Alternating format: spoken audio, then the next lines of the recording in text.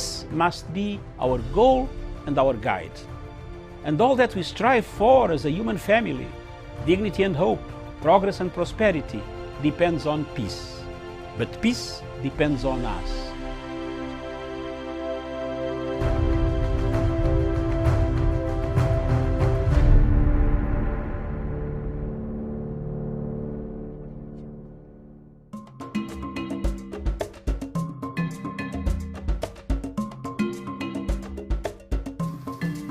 Viewers, good morning Africa, wherever you are. We are looking at the rise from the ashes of the judiciary of the Republic of Kenya. For the last 2 years, since the nullification of elections of 2017, the judiciary of the Republic of Kenya has been on the headlines and in every newspaper worldwide, nationally, regionally, and Africa at large. The nullification of that election brought what we call a dual system of courage of justice. That the presidential election held on 8th August 2017 was not conducted in accordance with the Constitution and the applicable law, rendering the declared results invalid, null, and void. The justice that is demanded by civil society, international civil society, and the local civil societies, and the justice demanded by the interest of the nation. Given the two, which one do Kenyans want? Do they want the interest of the nation? In the interest of the nation, President Uhuru Kenyatta decided to go back to campaign in order to show the world that he was able, and he is able, and he was the winner. The campaigns took place, an election was reconducted. For the second time, Uhuru emerged the winner of that election. From then, the judiciary has never been a judiciary for the people of Kenya. It has been a judiciary commanded, supported, equipped logistically by either local NGOs or international NGOs that tell them on what to do, not to do. And above all, the situation of judicial officers themselves being activists. We have seen a number of judges acting like activists on the streets, making decisions that are not in the interest of the judiciary and not in the interest of the country at large. The release of terrorists or alleged terrorists from courts using the law, and then the terrorists return to kill many Kenyans, is one of the factors that has caught our eye. In Africa School of Thought, we believe that Chief Justice Maraga and his entire team, or Chief Justice Maraga, the Deputy Chief Justice, Madam Mwiru, have not done a service for this country. They have misused the powers conferred upon them by the Constitution of the Republic of Kenya to either do politicking or accuse the executive of being political or being a witch hunter against the judiciary.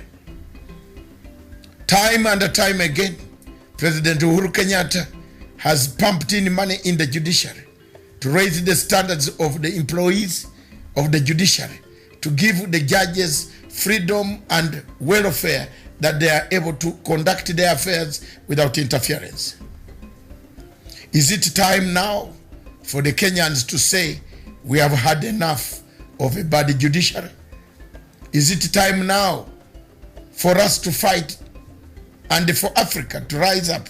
Because we see a lot of shrinkage of constitutionalism being done by the judges. If you look at what the judges in Malawi did, they did it in the morning, they reversed it in the afternoon, they ate it during dinner. Is this what Kenyans want? I leave it to you, Kenyans.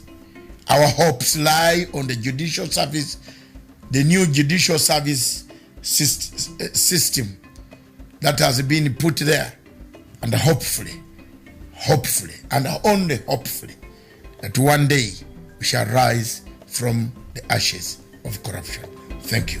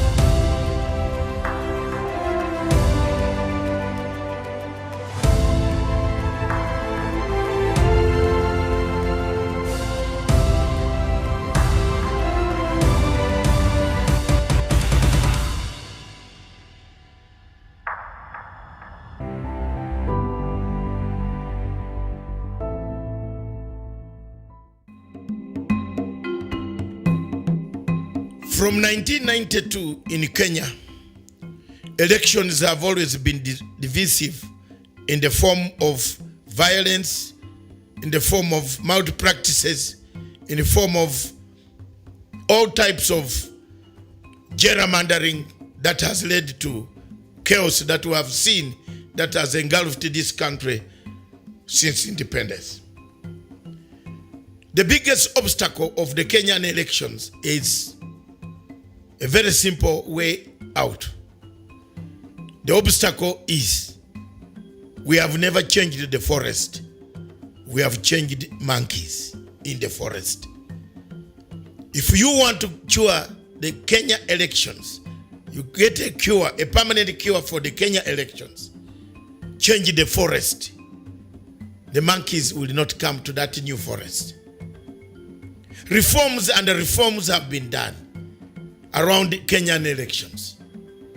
Rules, regulations, laws. Are these laws enforced anyway?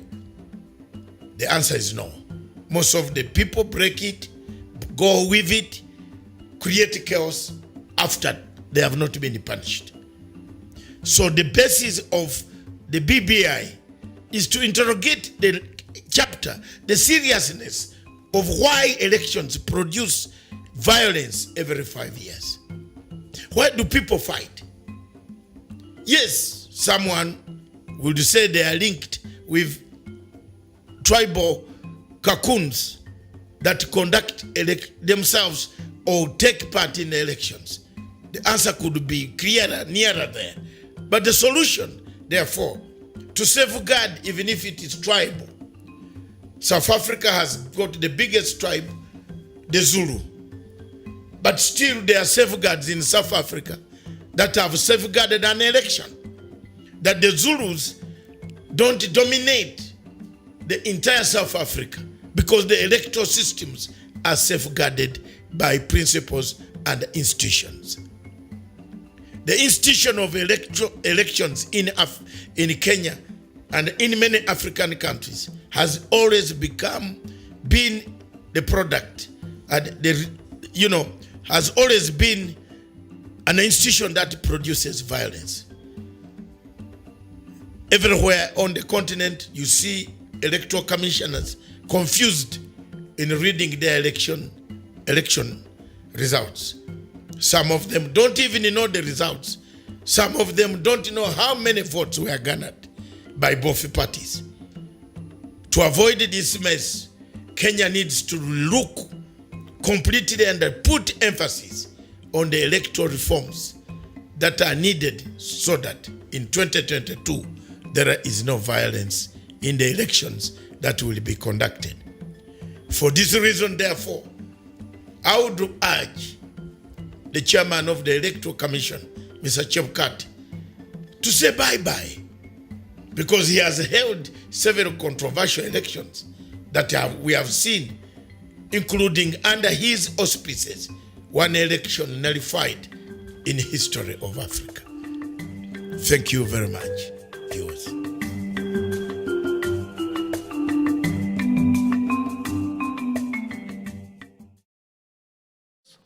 With regard to corruption, we will continue to fight. Regardless of what will be said and done, we will fight, and we will fight, and we intend to fight and win.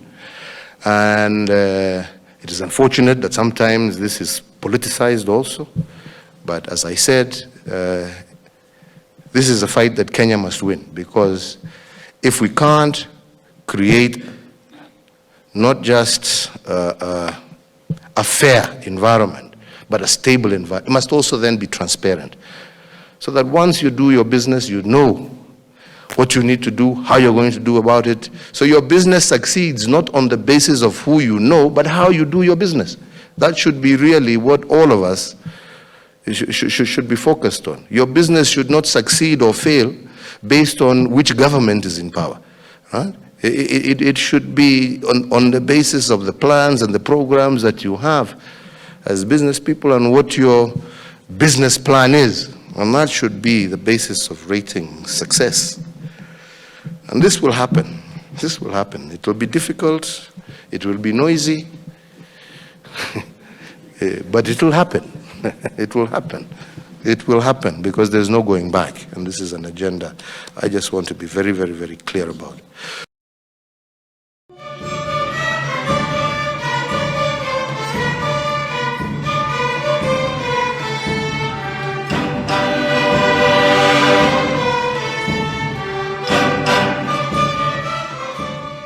Launching the BBI Task Force report. Makofi.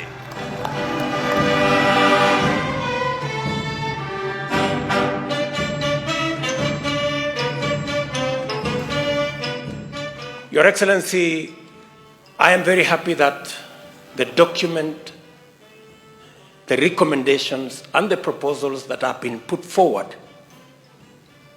informs us on how to build institutions to get our politics away from personalities and ethnicities to institutions that will carry all of us, irrespective of who we are, where we come from, the language we speak, or the political party we subscribe to.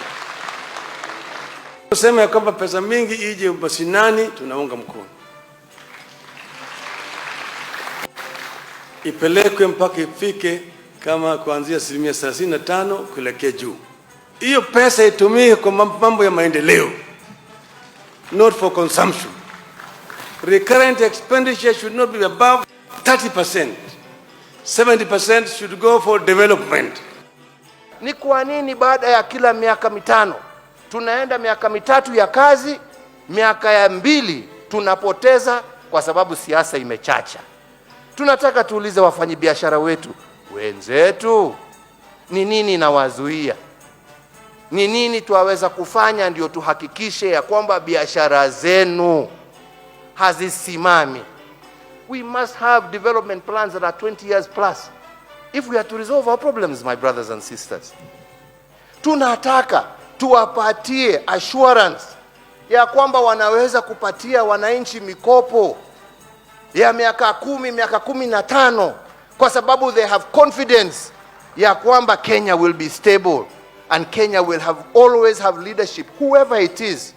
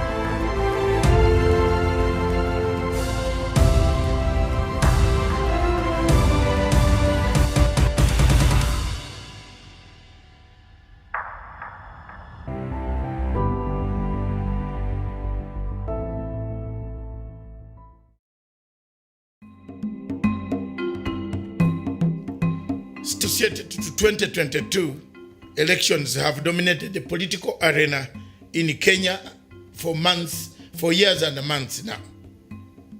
President Uhuru Kenyatta, in the recent past, has warned people not to engage in politics, but engage in nation building and development.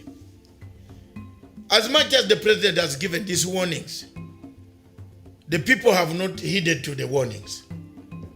The objective of improving the lives of Kenyans is the most important thing that you need to have. Kenyans need to have their lives improved. Kenyans need development instead of campaigns. Kenyans don't eat campaigns. Kenyans need health care, good housing, industries, jobs for younger generation, and above all, infrastructure to be able to transport the goods that they manufacture and the crops that they grow for export. It is therefore very important for the people of Kenya to understand that with development lacking, the country will not prosper. President Uhuru Kenyatta has emphasized again that the only thing that can bring Kenya to a world-standing nation, a developing nation, is prosperity through unity of purpose. If you are not united, you cannot deliver to what other people, other nations went through and got united. Look at Germany, for example. It had a lot of anger after the Second World War.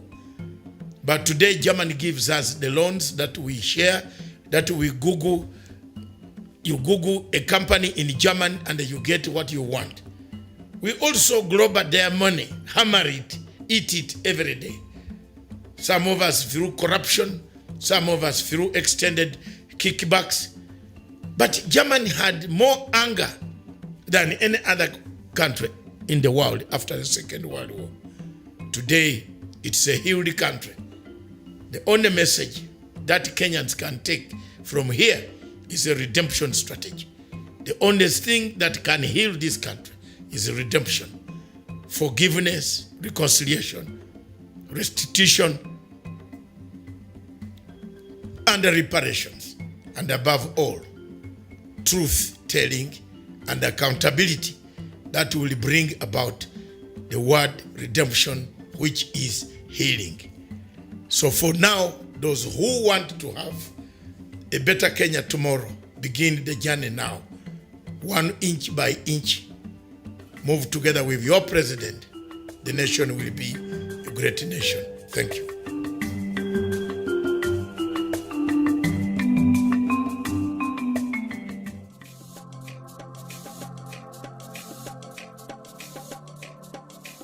Way back in 1998, the late Secretary General of the United Nations by name Kofi Annan thought of an idea, brought an idea of saying the only way to bring world order where crimes committed that are not punishable in local courts, local countries, regional courts could be taken to an international crimes court. The Rome Statute and Rome Treaty of 1998 July was an offspring of already cooked DSGE intelligence system mechanism to keep Africa under check.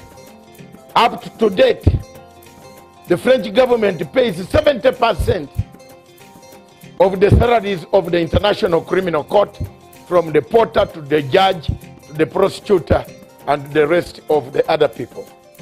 This was a project of Kofi Annan and the Kofi Annan Foundation, followed by George Soros as an accomplice of Kofi Annan, brought in by Luis Moreno Campo and the entire system of the West, some countries in the West, to keep check on African countries that did not agree with the policies of the French and to their policies of Western culture.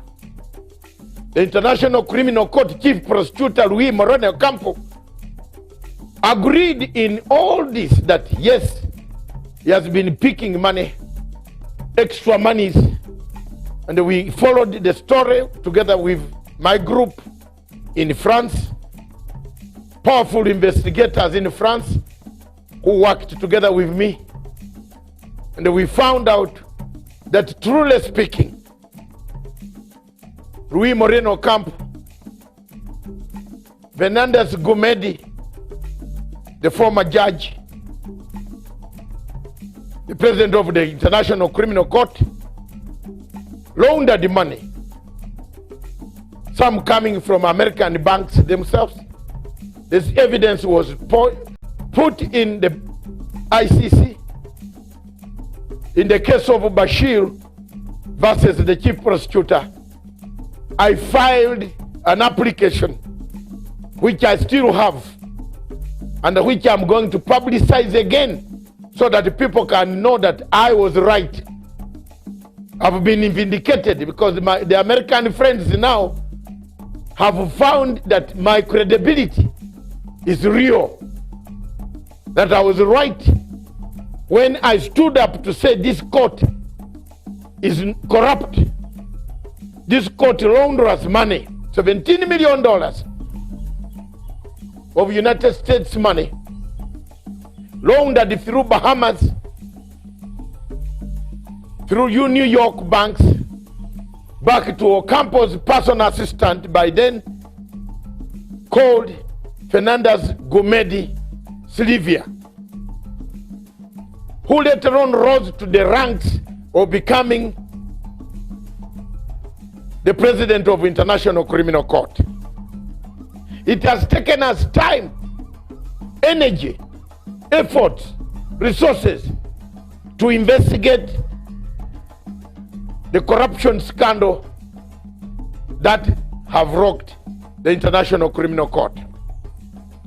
Why should African countries continue to be in the ICC, yet even the superpowers like America are saying no, we have enough courts to try our own people? Viewers,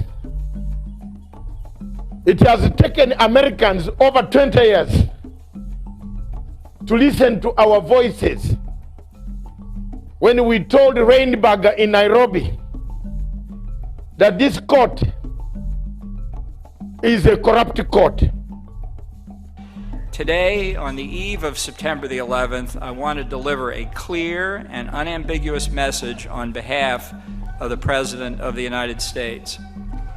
The United States will use any means necessary to protect our citizens and those of our allies from unjust prosecution by this illegitimate court. We will not cooperate with the ICC. We will provide no assistance to the ICC, and we certainly will not join the ICC. We will let the ICC die on its own. After all, for all intents and purposes, the ICC is already dead to us. A case of the Kenyan people. These cases in Kenya, the chief prosecutor called Fatou Bensouda put serious statements at the end of the cases, discharge and termination. In legal language, these cases pose a very serious threat in the future. What the people of Kenya can do, and they should do, is today to wrap up the work envelope. Because until this envelope is sealed, thrown in Indian Ocean, the chief prosecutor in the future will come and look for that envelope, use it to incriminate people again. It brings me back to the situation. America is sealing its journey out of the ICC. Why do you wait? Why don't you take this opportunity to seal your journeys out of the ICC? America is quitting, warning that it cannot no longer be a party to such an obnoxious court, a court that has no powers, that talks from this side and vomits from the other side. a court that cuts and pastes evidence, a court that buys witnesses, a court that incites incentives, gives incentives to witnesses of a passport and a relocation, then you tell lies about people.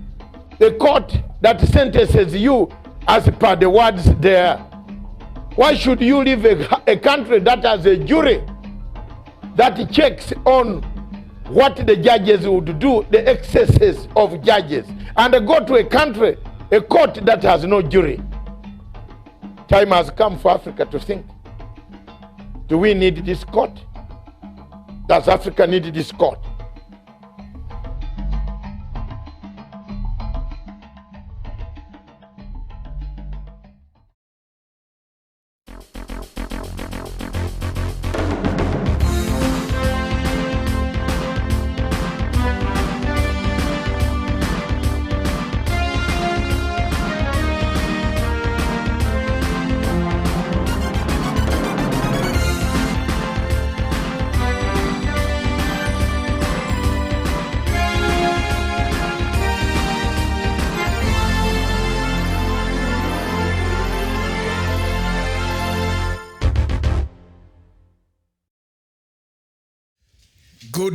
Good morning, Africa. Wherever you are in Africa, thank you very much for watching Punchline Africa television all the way from Nairobi, the Republic of Kenya.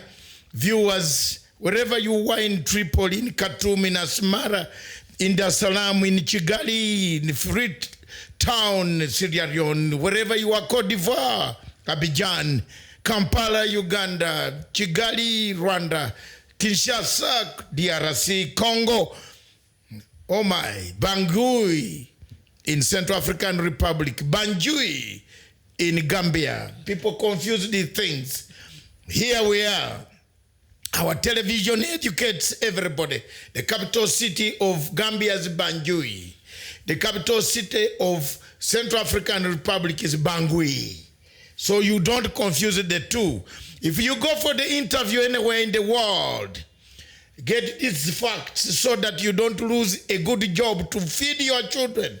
For me, mine have grown. I am now looking to educate more and leave a legacy. So take some of the things that I talk here seriously.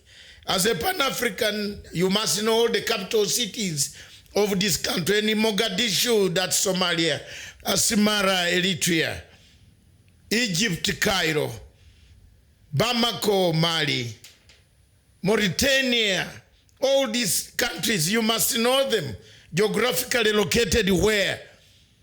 Don't be like a Mzungu who comes here and says River Nile is in Cape Town. The source of River Nile is in Uganda, near Lake Victoria, the Pearl of Africa, which was named by Sir Winston Churchill. That there you go above there. After the railway, when it leaves Port Florence. I don't know whether people know what Port Florence is, but Port Florence is the current Kisumu. Yes, let's get it. That when you go up there, there is a country whose temperature, there is a country whose weather is so good, hot, not very hot, cold, not very cold.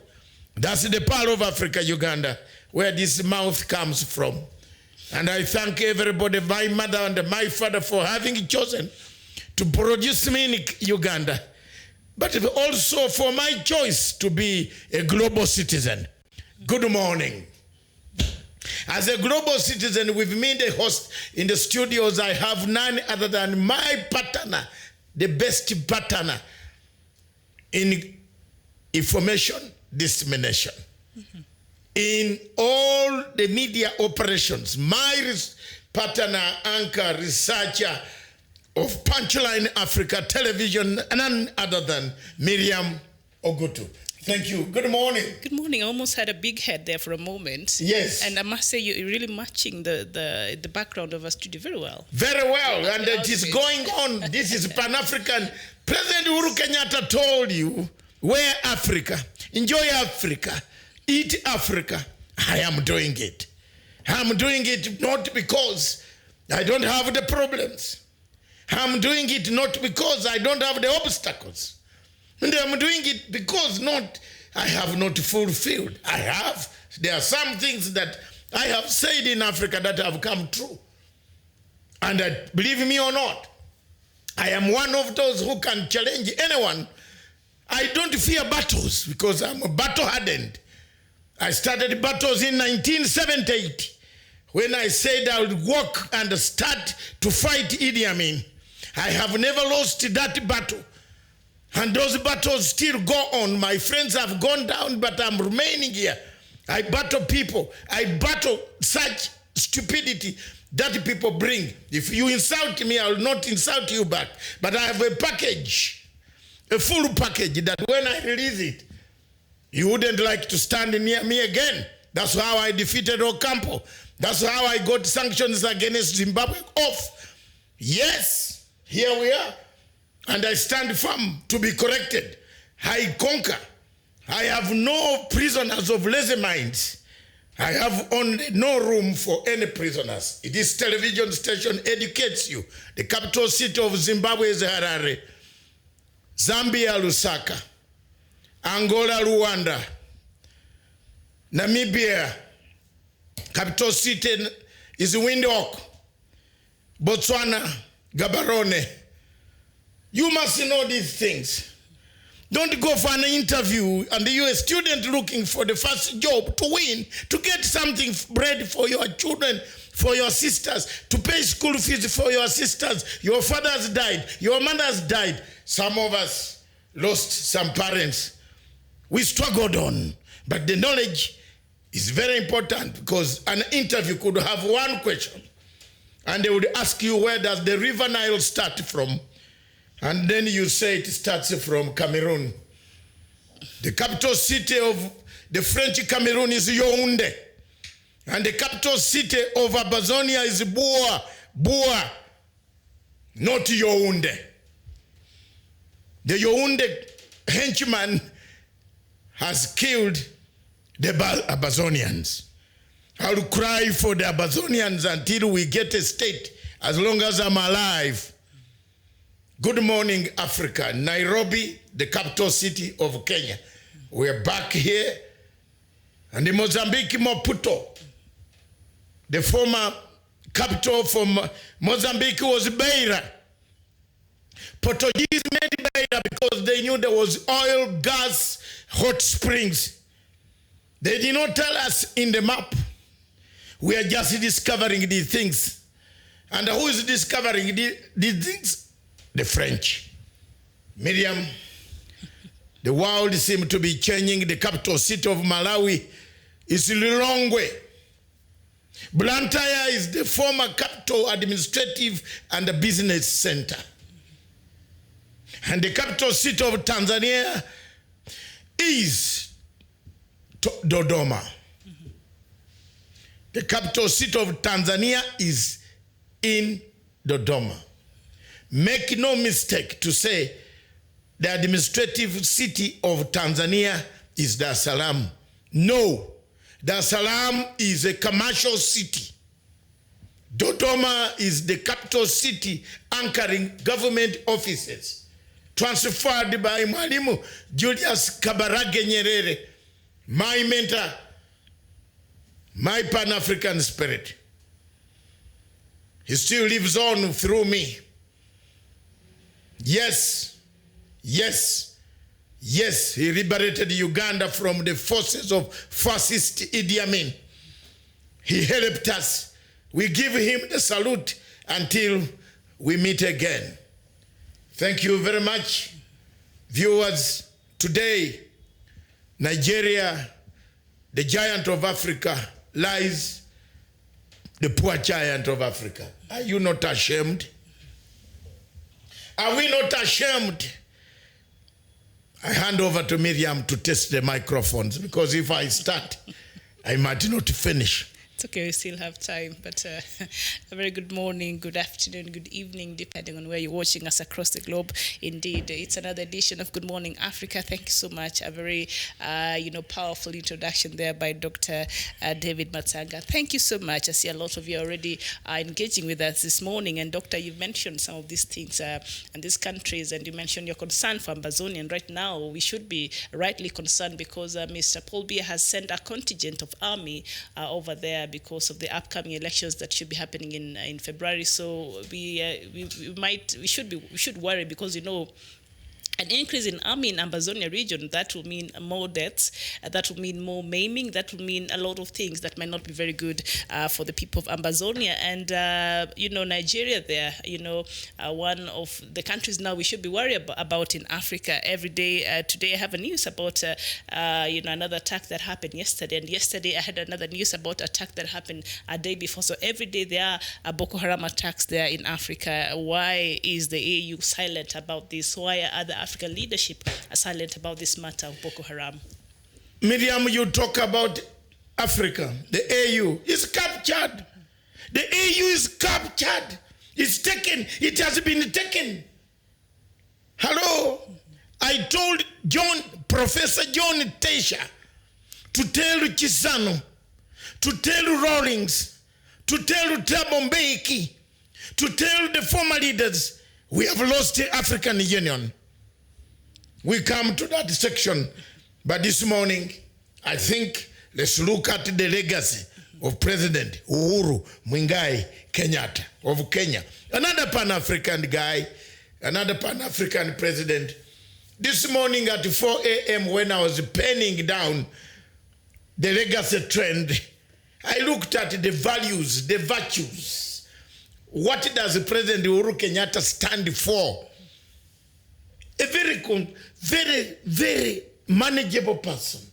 I have never seen a president in the history of Kenya who can make the opposition with all of us, we come together, all of them chase him. Have you noticed something? That President Uhuru's leadership is modeled of that comfort. No wonder when you put an opinion poll, despite all these small bando boys, we call them bando boys. The bando boys, some of them, they are even younger than my feet. So at times, they come and insult you. But the rest of the people, you know what? The rest of the people vote President Uhuru Kenyatta as one of the most likable person in this country. Because of his leadership style, the legacy, you notice that Kenyatta is insulted by everybody, but he doesn't react, which was not the President Moi. President Moi would have locked everybody here. Kenyatta's leadership style and approach and substance gives the credit, the legacy. And that's why he's molding his things. People have shouted over a number of things. But the president looks at them at his pace. For example, the cabinet. There are even some cabinet members, like the Minister of Agriculture, who cannot speak his own words, but insults the president on a daily basis. But the president does not even say the word. But he waits. In political science, Your Excellency, that's a tick, timing. His Excellency President Uhuru Kenyatta times. Timing is very important. He will catch you. When he said this, part of the problem why people don't like President Uhuru Kenyatta is the life audit. Why Murkomen, a senator of majority, does not like life audit because he supplied money to NRS. He got tender hot air and he got the money. Shame. And there is a leader of majority saying the money was because of professional fees. Shame. I told you, you attack Uhuru, I will attack you for him. He doesn't pay me to attack you, but he's my friend. He hasn't bought me to be a friend. I have seen his Pan-African zeal. You a leader of majority. You supplied hot air. Your name is mentioned in NYS. You are always, you even took, Koinange was doing a show.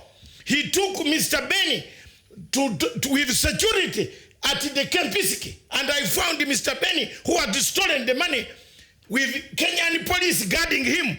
I told, let me call Mr. Boynet. They ran.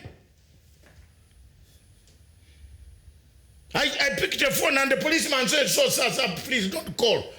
I said, you are escorting this thief who has stolen the money. People's money.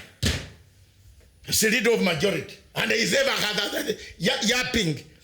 You know these people who do double standards like Murkomen, who wrote statements of ICC to destroy people, should be exposed. And let him try. Some of us have those statements. Witness OTP number what? I will tell you. So, usijaribu. Insult Uhuru Kenyatta kila siku. Lakini you insult him, not me. So here we are. He has a legacy, a good legacy. Look at him. He doesn't, he's not, you know, he leaves you to steal and then you are caught. You are caught. The men have come. The DCI is, they look for you. Even he, you know one of the things I like, even so, yesterday, look at the headline. Gideon Moi. We talk the truth here. People say Uhuru is close to Gideon. Did he protect him from being quizzed? Read the headline for people to know. Let me just read this on the declaration. It says, yes. Gideon quizzed by DCI in the tender probe, and it continues to say, 2 firms with powerful ties were awarded a tender by KPA to store containers at the congested inland container depot in the city. The deal stings, and police want to know why. That's interesting there. You see, there you are. Is indeed, people say he's a friend. So when you go and steal, then you tell us it is not 21 billion, it's 7. Go carry your bag. Baby, where is the money? Even if it was 7 billion, where is it? Time is coming. I like Uhuru's tactics. I like Uhuru's tactics. It's gone back. Let the law eat you. Before you clamor for this post, check. You might not be there on the race. You can, because look, this is Denti. Is he not one of those candidates? Wagwan.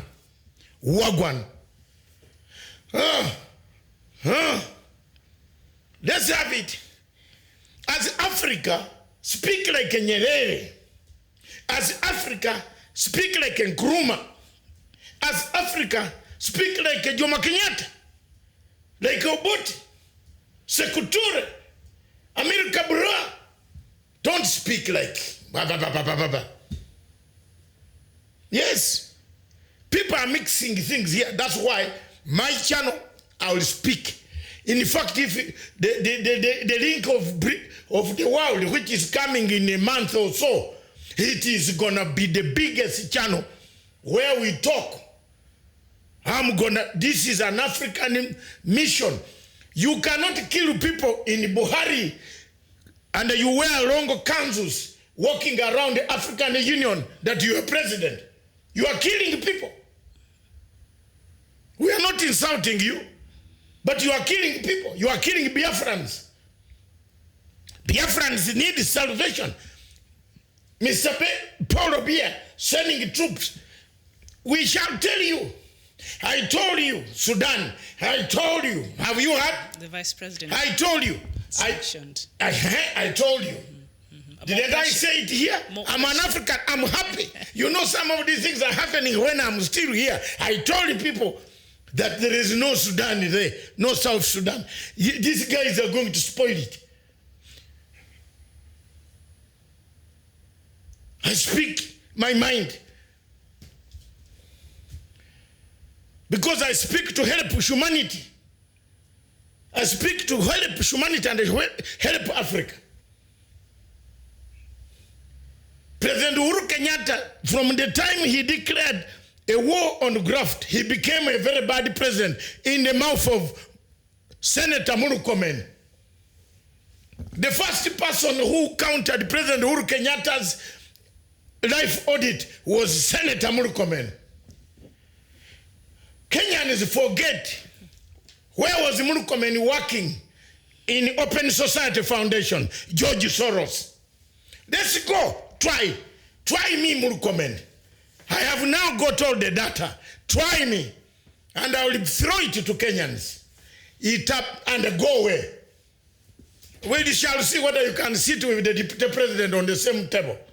The one you wanted to hammer, to kill. The one you wanted to be imprisoned for life. Then you are going on every morning insulting Uhuru Kenyatta. People have forgiven you to learn how to wear a suit. Yeah. What is it? Internet is everywhere. We shall talk. It's not only here. Come people, what they don't want to. We want the truth. The people in Africa election. I had an election. Which election? That election in Uganda. Which one? Is there election there? Which election in Uganda? Which? We are preparing dead bodies. Which election in Africa? The one in Kenya is 2022. But it is here. It is here. People go to suits to talk about Uhuru Kenyatta.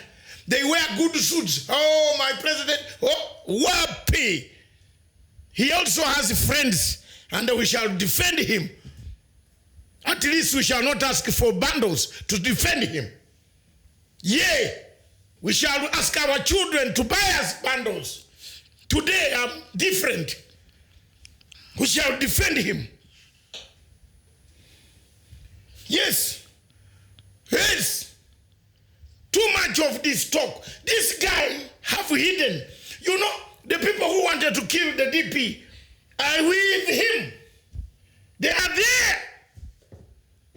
Two of them, I know them. At least now, the OTP has declassified. We have the documents. Whoa, where will you run? That I'm a leader of a majority. Wait, ngoja. Msitukane Uhuru every morning. Msitukane because he doesn't talk. Sisi tutawaambia. Whether here, whether in London, whether in Harare. I have a bigger base in Harare. I will talk. And there it could be even more deadly. Because what I will release. Why? With the network I have. In Harare. I'm waiting for this Farimajo. This one here of this Mogadishu. This one here. Don't joke. Africa must speak. You can't slaughter people every time. You can't slaughter people. And then you say you are a president of Africa. You are slaughtering people. Farmajo has more serious problems now. Bomb has been going off Mogadishu every other day. Because he's conniving with them. He's conniving with them. We have intel. Takes me minutes to get it. Don't try Uhuru. Don't insult him. Don't. I defeated, I have challenged the Fatou Bensouda. Bring it on. Bring it on. And then you see how I'll take off your skirt. Bring it on. Before you go away this year, bring it on. I'm waiting for you to retire in Hampstead. In house number 276 Hampstead. Unless you sell it, I will bring you down. If you don't compensate my money,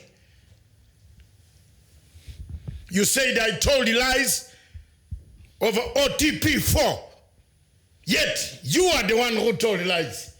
I can't go to the grave with that. No way. I'm gonna bring, Mama, bring it on. Try me.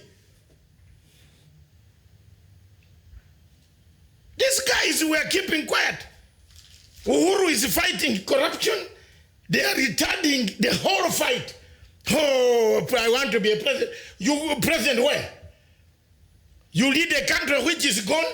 Then they have turned on Uhuru to say the money is gone. Yet they were doing corrupt deals. They are the deals that lost the money. Naambia watu, I have been in this game since 1978. Where jaribu.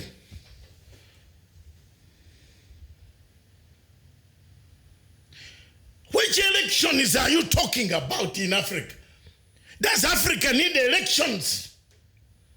Every time in every country in Africa, Miriam, count how many? Count how many? Ma'am, just count how many countries that where election we have battles in the court. Even in Botswana this morning, the opposition leader in Botswana has successfully... In Botswana? Yes. Challenged the opposition, Masisi, which was now being Mr. Ian Khama was supporting. Yes, Mr. Ian Khama wants to retain power, and he has challenged successfully in court to say no, the guy rigged elections.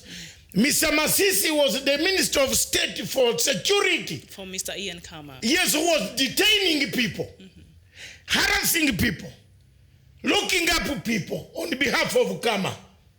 What elections do you have in Africa? Mozambique also. There's another... Let's go to Mozambique.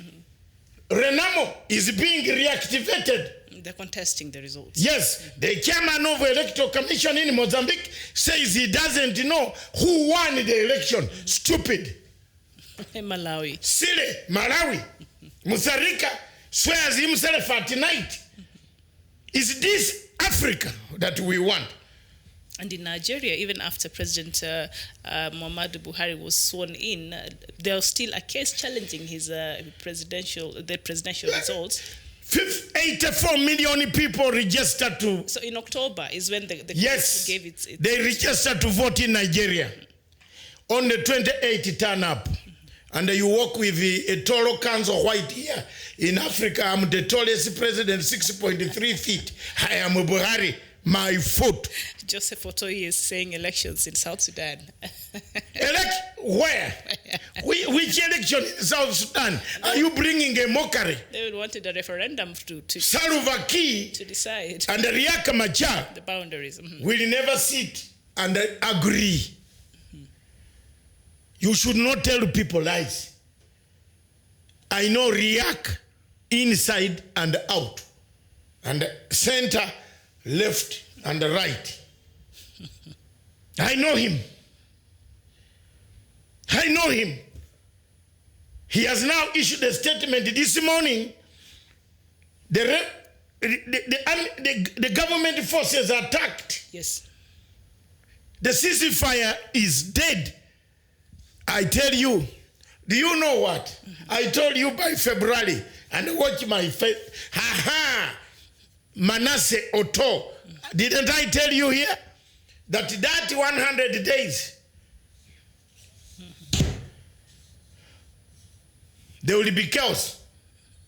But by the way, remember, there is a country that has a United Nations resolution draft, very carefully drafted. We shall meet in Arusha, where the tribunal will be. Or in the United Nations Yugoslavian building in The Hague. South Sudan is heading there. Watch my feet and my hands. And as you continue to watch your hands, Dr. Zimbabwean President Emmerson Mnangagwa has taken a 3-week leave, and he's handed power to the 2 vice presidents. Yes, that's normal. Is it the right time? Yes, it does. He does. Emerson is a very good friend of mine for more than 21 years. And I recently met him. For those people who think I'm a stupid man here walking like that, I met him. I told him, and I think he's taken my words seriously. You told him to rest? No. There are so many things I can't discuss. But I was very frank. He's my brother. There are some people here who deny me. They don't, but it's okay. But for him, when he hears David is somewhere, he will call me David. Come. He doesn't call me any other name. He said David. From 1997, we have known each other. The children grew up in my hands. I could go to Harare with some things, presents from here, from there.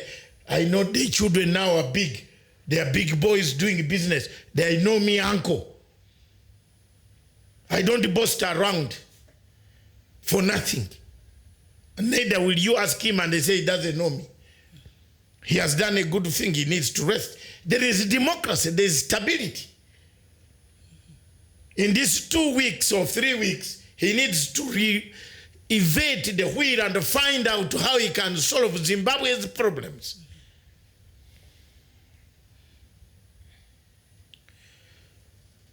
All right. Zimbabwe needs a small thing to be done. Zimbabwe needs a smaller thing, and we shall defend it. I told him, we shall defend. Where we America, we shall defeat you on sanctions. The entire Africa must rise and support Zimbabwe, remove the sanctions. I want to congratulate the president of Guinea-Bissau. Army play a bigger role in politics. The opposition leader, former army military man. You know, when you are in the army, you have discipline. You know how to make your bed. You know how to wash your pants. You know how to wash your shirts. Yeah! Thank you very much, Guinea-Bissau. What is happening? Because he won. He went to court. He had gone to court. They can go to court. But this one won. He's sworn in. He's the president. He has been sworn in. Yes. He's the president. He came and met President Uhuru Kenyatta in Mombasa. Didn't you see him? And he was in Senegal. Oh, he already met the president? Yeah, yes. He was in Mombasa. Oh, Geno. I saw him during with Chisano. You know, they talk Portuguese. Hey, can I also try Portuguese? Oh, there are some words in Portuguese. Oh, my God. At the end of the day, remind me to say 2, 3, 4 words in Portuguese. Because my daughter is married to Portuguese. African Portuguese. My grandchildren speaks Portuguese. What? In Angola? Yes, Angola. And you've seen the problem there in Angola. Eradine. My granddaughter is called Eradine. Angolan name.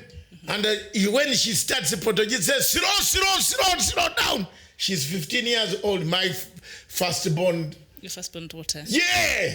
Isabel dos Santos from there. It's having problems.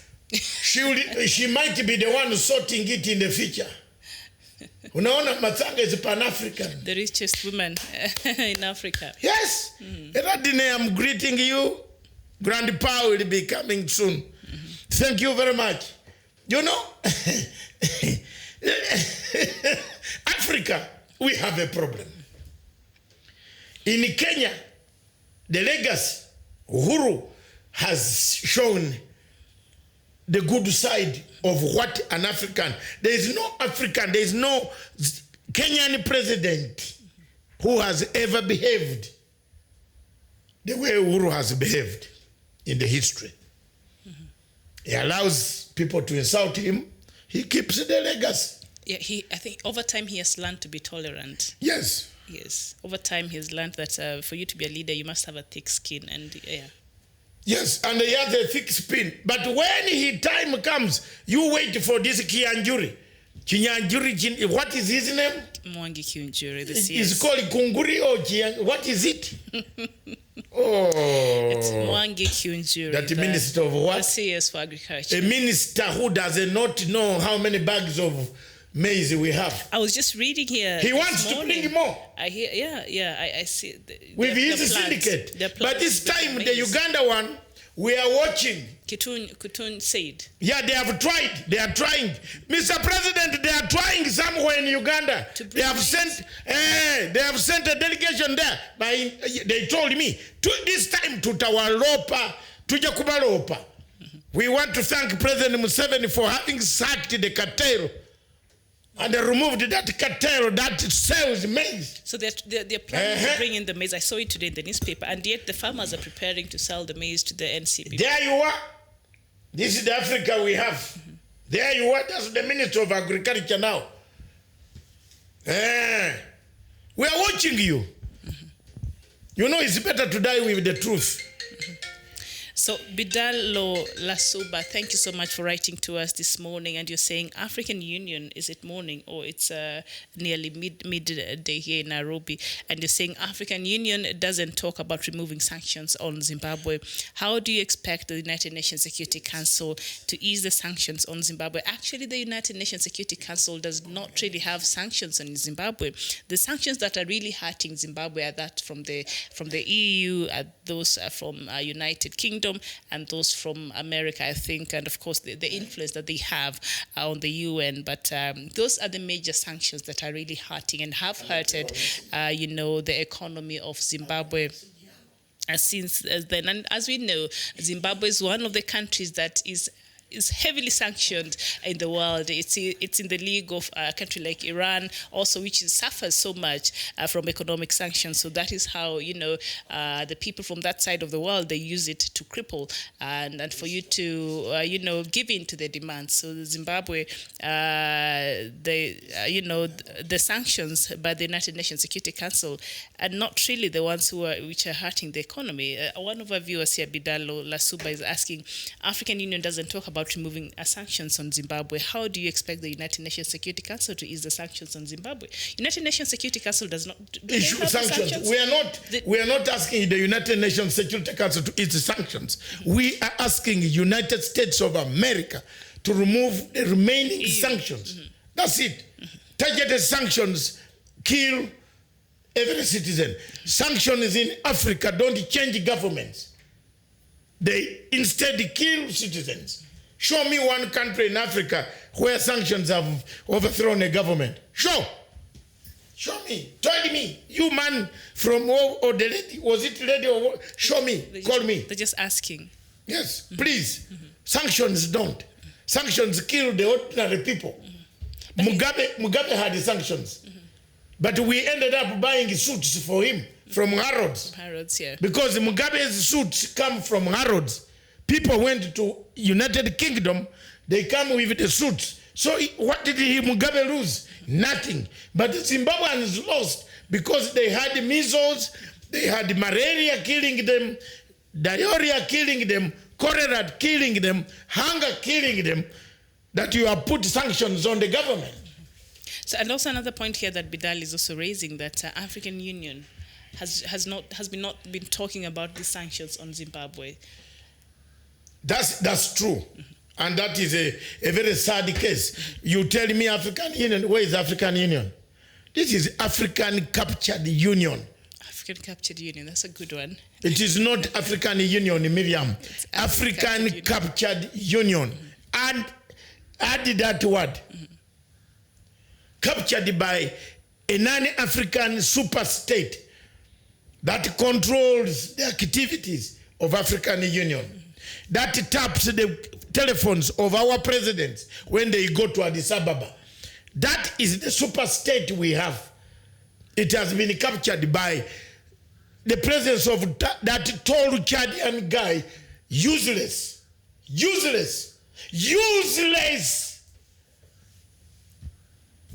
Faki, Muhammad Faki is useless. I never liked him.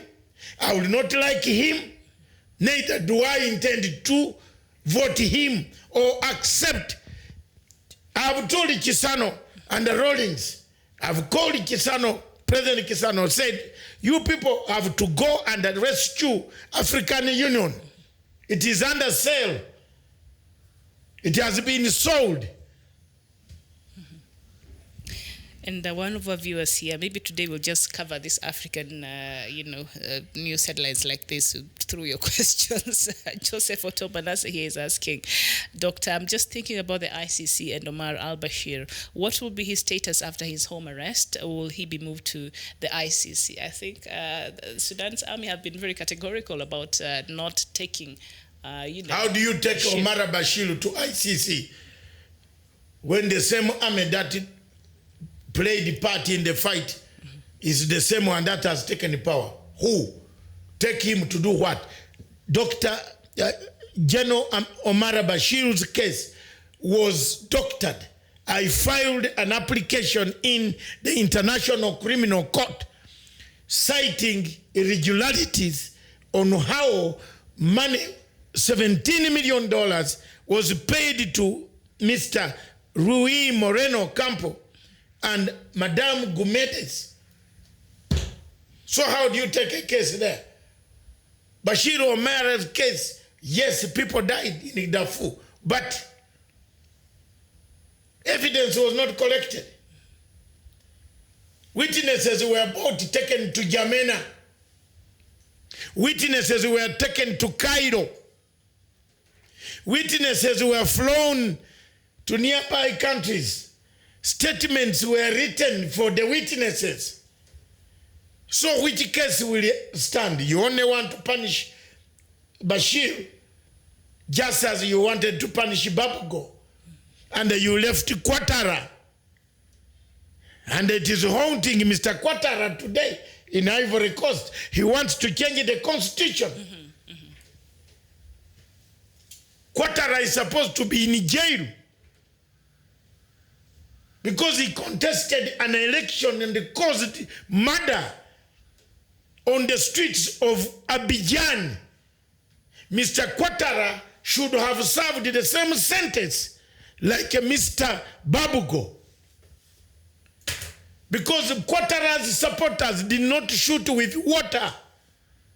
They shot using live bullets. And therefore you take all of them to the ICC. You don't take one. I'm sorry. Wagwan. So the next elections from the Ivory Coast is something that will be monitored very. You have to monitor it. It's very. You know, Babugo's supporters could take it. That's why he's ring fencing. And he wants to come back and Babugo might not, but now the party, they are reactive. They have seen who Ouattara is. Who is Ouattara? Ouattara is a puppet of the French. Ouattara is not himself. He doesn't even come from there. He has occupied these guys. I'm an African. Speak the truth. So Bagbo has expressed his interest of coming to contest for the election. And that's why Ouattara and the connection, the French connection. Can't you see the French connection wanting to bring a case back of Kenya? They want to bring the Kenyan case of ICC through another back door. If you think I'm wrong, let God help me. All right, and Gremta Susu, thank you so much. You're saying the Arab nations has bought AU with money so that they cannot say anything until they finishes what they have in mind. We are the people of Biafra, but what he's saying about, I think, the chaos that are happening there in Nigeria and just in the Sahel region, which has experienced a lot of attacks against the civilian and military targets. As I said earlier, Nigeria yesterday suffered another attack. And now there's a report that was presented to the United Nations Security Council on Wednesday that really said the situation there is getting dire. Why are we getting this information from the UN? Why is it that the UN is the one who is worrying, and yet we have a body here like the AU, Doctor? We still have to talk about it. And we have Nigeria itself. I know. The Nigerian army, instead of defending the citizens, it is killing them. They have come back to southeastern region of the oil producing area. All of the army is crowded there. They slaughter people. They slaughter every youngest Biafran man is dying. They are killing them. Go and look at the US and ask for how many Nigerians are applying for asylum. It's a lot. Go in all African countries up to Zimbabwe. There are huge numbers of Biafrans who have fled Nigeria. In Kenya, Nairobi, the streets, please help them. Help them. They are in chaos. Mr. Buhari has a policy to kill, kabisa, finish them. Because they refused, they want a state called Biafra. Why you kill them? So they're saying that last year alone, around 4,000 deaths, more than 4,000 deaths happened compared to the previous year. You have seen the type of videos we get. They are not manufactured in the streets of New York. No. They are in the tropics of Nigeria. And we can't show them here because it's very shameful with our technology, and all the satellites will not accept such graphic photographs. But if we were to show the photographs of what the Nigerian army is doing in the south, oh my God, it is a very, very, very, very, very bad. If we are to show what is happening in Cameroon, in Ambazonia, it is very bad. Paul Biya is doing his part with his wife of 1 million hair, that body hair. I don't know why people look for women with such hair, and instead of looking for women with good hair, you know, Mrs. Paul Biya, the hair of First Lady of Cameroon. The hair has nothing to do with it. Oh. Leave the hair. $1 million. When your people are suffering, dying of poverty, of hunger. That is excessive, yeah. $1 million. And she goes on TV to tell people that this is the best. Oh my God. Oh my God. Chantal, she was named as one of the most beautiful first ladies in Africa. She can be even more beautiful than Angel Gabriel. I'm not bothered. How can she buy hair? Surely, you go to the shop and you are an African, you are buying hair, paying $1 million of hair of dead people from India.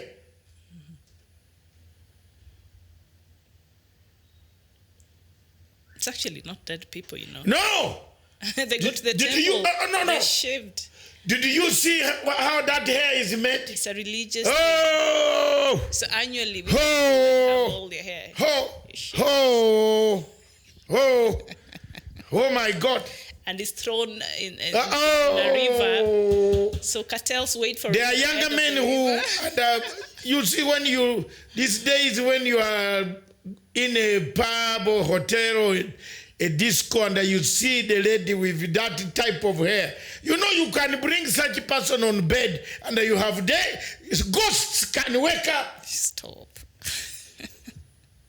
Oh, wait. Ghosts can wake up. From India. I don't know. No. You see, if you are sleeping very well. Or from Brazil. We have another Brazilian. Aha, that Brazilian hair. Do you know whose hair was cut? Whoa. And then Mrs. Paul Biya tells us, actually, she counts $1 million to buy hair. Where did Africa come from? Are we, God, why did you do this to us? God, why have you done this to us? You buy hair of $1 million? $1 million and you count in a shop. It's like our governor of Nairobi. Yeah. Now he's crying that his accounts have been frozen. It's very flashy. Even if in fact, get the bling blings.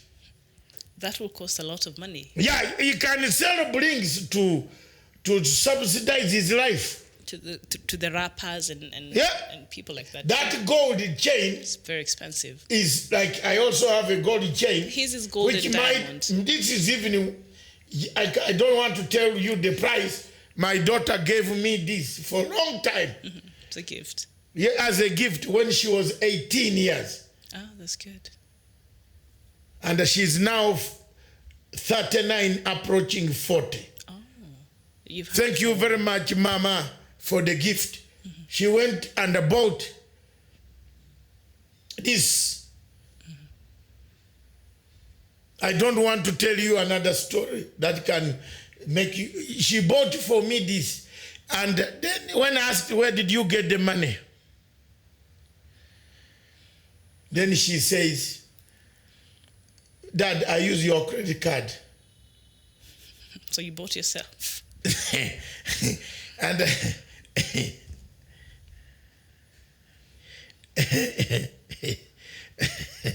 David, someone was asking me that I talk a lot of. Surely, analyst, Mr. Nyandieki, Jacob Nyandieki.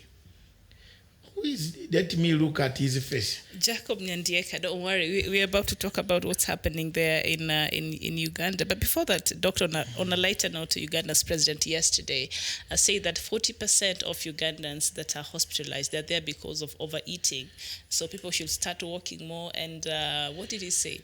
And stop taking alcohol as a solution to the overeating. I don't know what he meant to that, because right now he's having the walk that he's been having, and that I think will end on 10th, retracing back where the NRM soldiers came when they removed President Obote from power.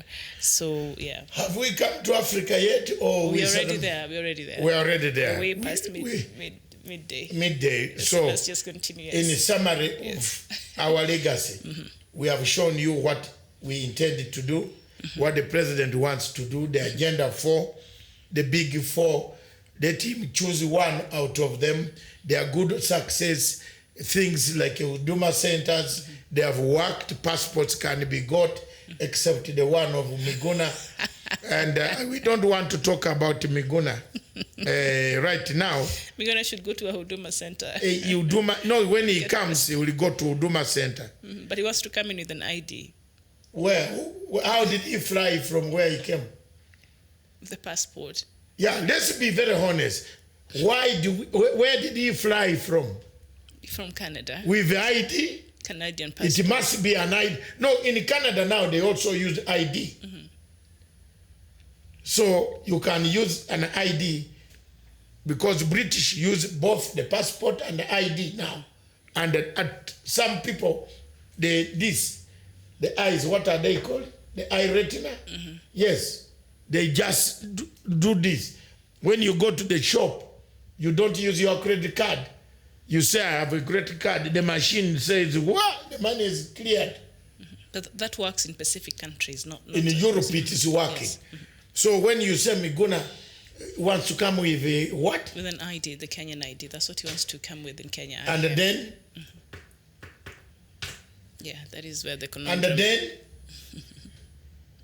And then come and collect his passport. Why don't the lawyers just carry the papers and go where he is? But I hear he has to reapply. To be very honest. The papers that he told. This is something that people are not being honest. And for me, Miguna can write even 1,000,000 times. I'm not bothered. He can even insult me if he tries. Because me, I have a package. Mine is even worse. But I only cut it down. But I am not, the advice is very clear. Where a doctor is right now in the hotel, he has not booked as a Kenyan. He's a Canadian citizen. Like me, hate me, I don't care. Mm-hmm. He's not a Kenyan. He's a Kenyan because Matanga, we know him, you know him, that's right. But where he's staying now in Berlin, because you cannot stay on the airport 72 hours. You have to check out and go in a hotel. Otherwise, if you stay on the airport, the police have to collect you and put you in a detention center. It's the regulation. 72 hours, that's a maximum. Even the hotel, there are hotels in these airports like Heathrow and Schiphol Airport. You don't stay for 4 days. Police will collect you and the hotel will refuse you. The hotel are only for people in transit. And the airport must have 72 hours transit. You can't stay there from Monday until Thursday. They will arrest you. So what he has done is a good thing to enter into Germany. Now, while he's there, let him take one step towards the Berlin embassy. Kenyan embassy in Berlin, present himself that I have come for my passport. Let's see if the Kenya government in Berlin refuses to give Muguna the passport, then we can now blame the Kenya government. But the Kenya government has offered. What is killing this whole subject is his lawyers. His lawyers want to make more money. They want to continue going to the court for orders, which they know the orders will not be respected. Am I wrong? And the government will act with impunity. Because the orders don't work in Germany. The orders don't work in Germany. Jurisdiction, what is it? Those orders they are issuing here. These are orders for Jomo Kenyatta International Airport. I want to speak like Mr. Museveni. You see, these are some of the things that make Africa have a problem. They have a problem because they don't understand the law of international nature. And we shall talk about Museveni in a short bit. so get prepared. President Museveni is on the walk. He's walking. And that's when he says he's energetic. He's actually more energetic than me now. He's saying Uganda should walk more and stop taking alcohol. Yeah, but that is his choice. Because you think those who don't take alcohol don't die? No, he's saying is there a special journey for those? But is known to give very interesting advice in terms of health and otherwise. You know, he's been very interesting. The advice he gives is out of this world. So he's saying 40% of Ugandans who are in hospitals, they don't have these serious diseases. They're there because they eat a lot of food. I don't know what that even means. But we shall talk about Uganda and what happened yesterday. Of course, another meeting was disorganized there, but we shall come to that. But also, very interesting, Doctor. I just want to say one thing, because one called a friend of mine from Sudan. Thank you very much for watching. I want to state this on. Someone asked whether whether General Bashir should not be taken to the ICC. The Sudanese law is enough to charge General Bashir. And if the generals in Khartoum take Bashir, they will open a Pandora box that will destroy the entire Africa. Because the case of General Bashir was fake by the ICC. An NGO in America paid $17 million to indict Bashir. Let's talk the truth and let the people hear. If they try, Americans don't want to hear the word ICC. Now, why should America force us to take an African to the ICC?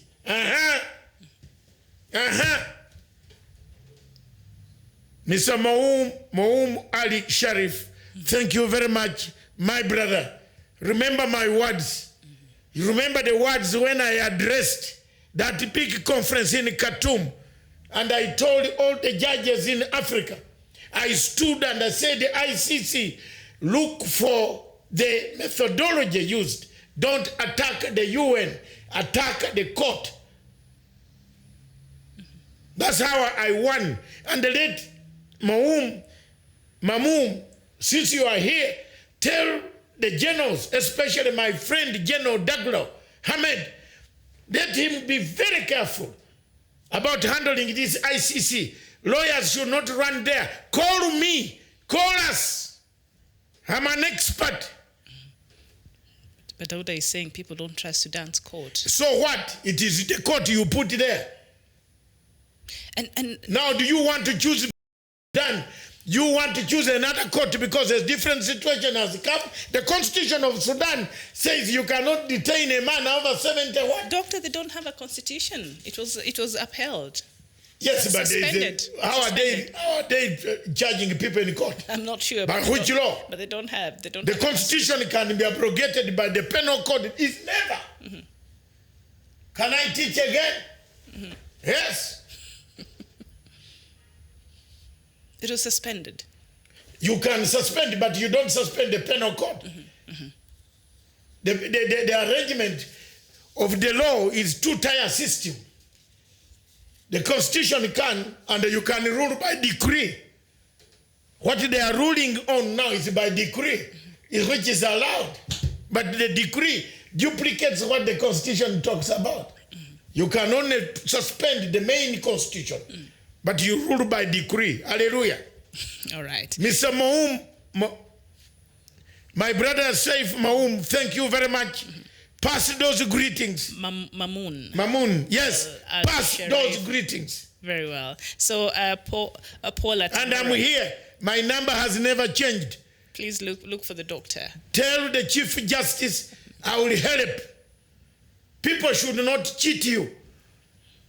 There is no case there. Don't open a Pandora box. Americans are running away from it. Then you want to go there? Americans are running away. They said you touch one American, we blow up the ICC building. No, they even dared Fatou Bensouda to try because the chief prosecutor herself wanted to instigate. Yes, to start she's under sanctions. She can't go. She can only travel to UN. But if she's found outside the UN, outside New York, and she has gone to another state, they will arrest her. But the US acts with. US is such a bully. You're insisting on people to do what you do not want to do. Yes, and that is the problem of South Sudan. South Sudan is paying Ambassador Reinberg to take them to the hell. To the hell of the ICC. Of the UN tribunal. Mr. Salva Kiir, I don't know how presidents in Africa operate. Salva Kiir pays a man who created ICC in Kenya, who made Uhuru Kenyatta and Ruto to suffer, and pay them $1.3 million. Give to Matanga very little money. I will help you more.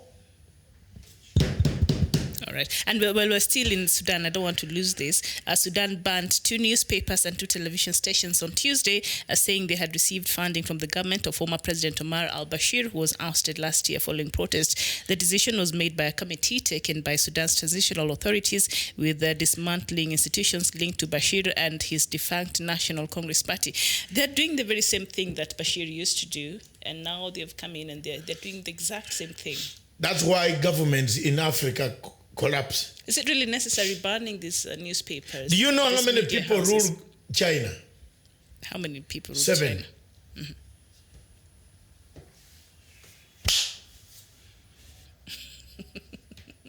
Okay, a handshake for China. 7. China, big as it is ruled by 7 people. That's all. If they want you, they vote. If they want, they vote. You know there are 7. If 4 say yes, the thing is carried. 3 give their reasons. 7. That whole of China with 2 billion population is ruled by 7 generals.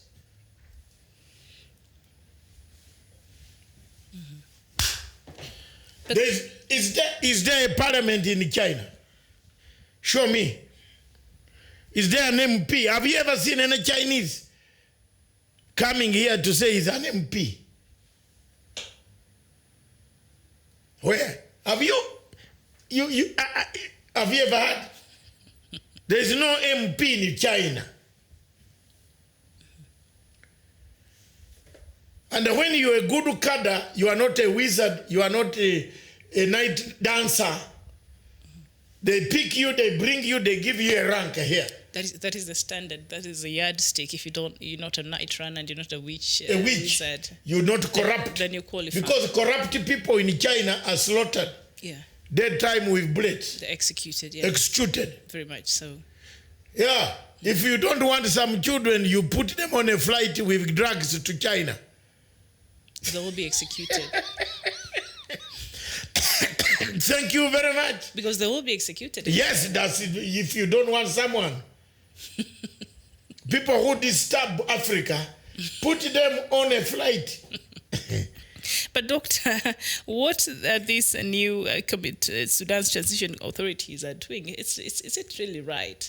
Closing down media houses that were linked to the government, one of the generals is my friend. So can I skip the question? I will pass this message. Because they say, but then I'll give my opinion. Yes, you give your opinion. The same freedoms that Omar al-Bashir is being accused I will try to help them.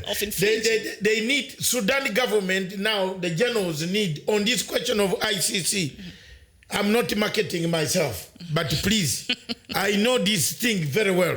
Right. I know there are lawyers there who have come trying to con you money. Refuse them.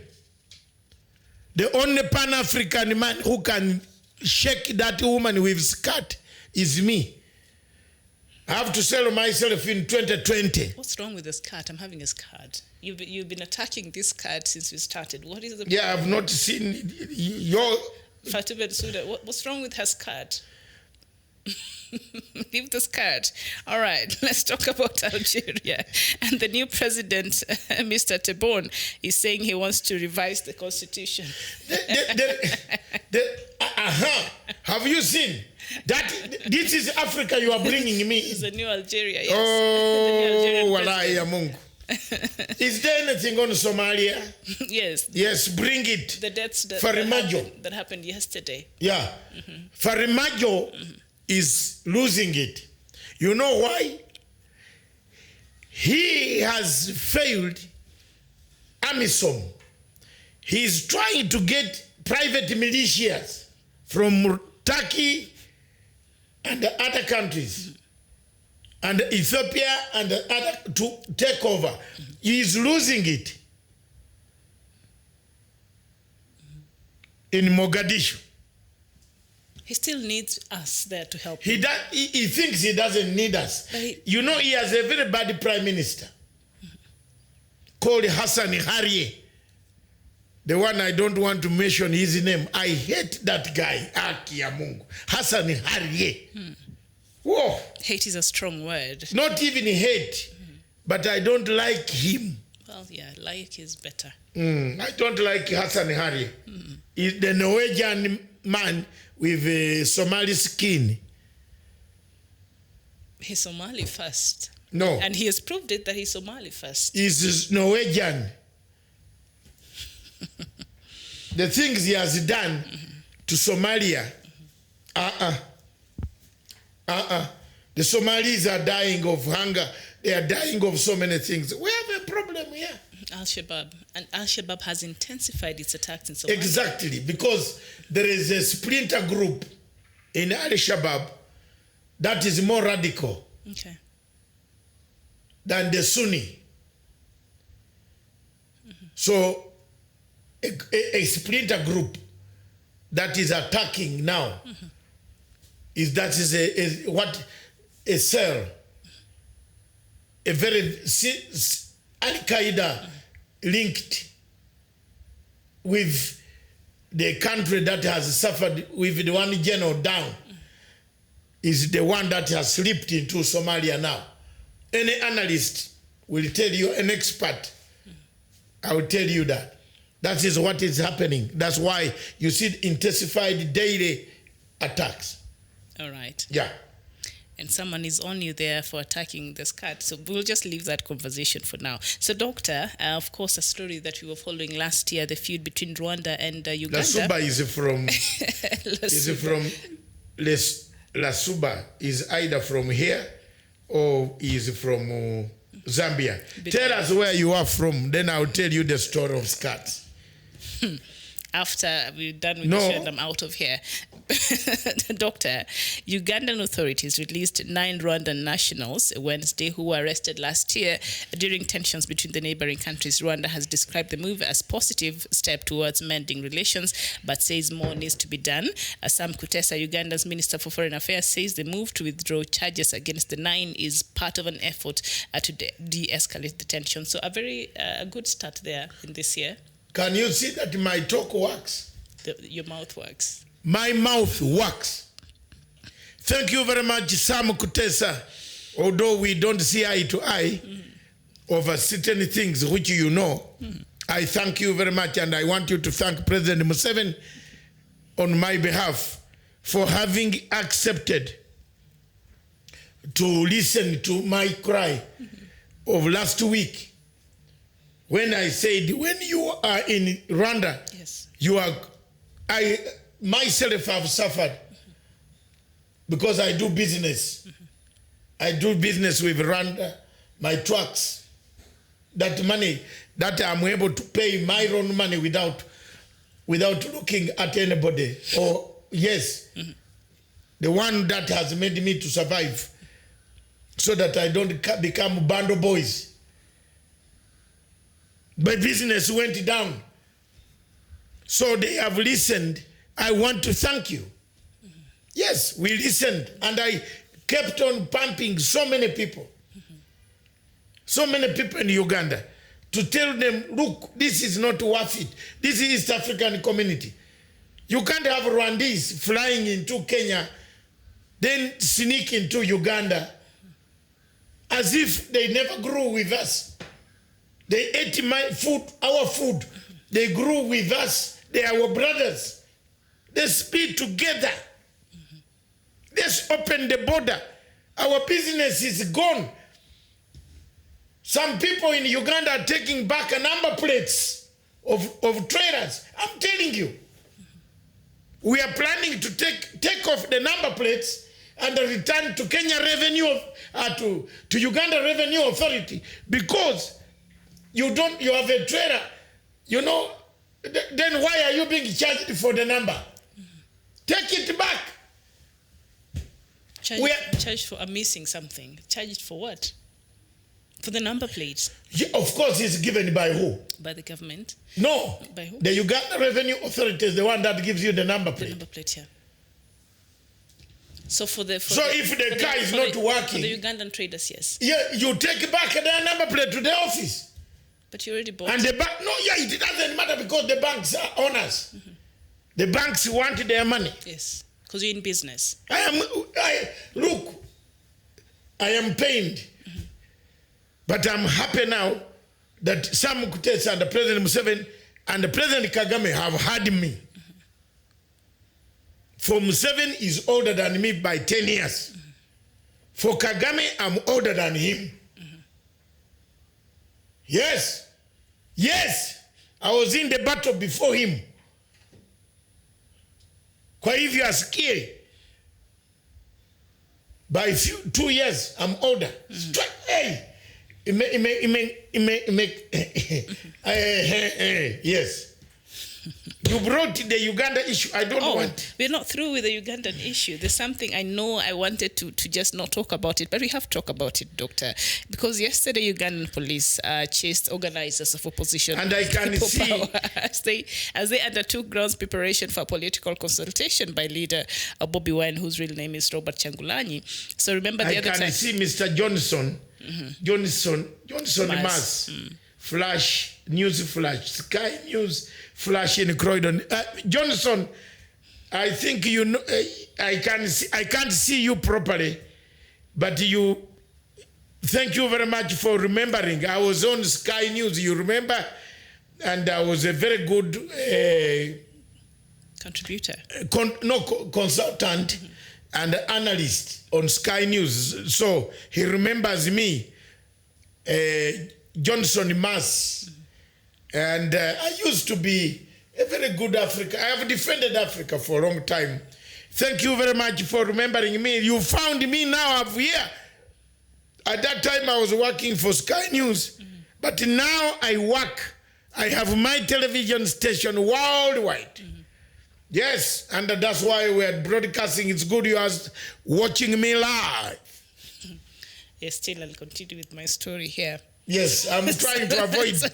I'm trying to avoid Miriam's story on Uganda. She always. You can keep quiet. And Okay. I can just read and just laugh about it because it's so funny. The Uganda government spokesman, the police spokesman, said that he stopped Mr. Chagulanyi's meeting because there were no toilets. So yesterday's meeting, the reason was that the team did not obtain a written permission from the management of the hotel, allowing them to use the facility. But already the hotel allowed them to use the facility. So what business does the police of Uganda have to go in there and stop this meeting? So that is you see me laughing about this story. This is what I was laughing about. It's ridiculous. Anyway, we can move along. So Mr. Masinde, Masinde it is very, the situation in our place is very appalling. Yes. The meeting was stopped because there were no toilets. The first meeting, yes. Now, yesterday's meeting, they did not have a written agreement, permission from the hotel. So where will he meet? On the tree? Maybe even the tree needs permission. From nature or what? Hey! It's ridiculous. This is Africa, and for Africa with Africa. So, Miriam, have you finished the Uganda issue? I told you I'll just go through it and move along. It's fine. I am avoiding because for me, I am the bad mouth whom they don't want to comment on. Okay. So I kept off. I don't want anything with Uganda politics. Let them sort it out. Because it is, like, for now, like they are saying they want to go for elections. What is election? You have not even made... The Supreme Court said you must do certain things before the 2021 elections.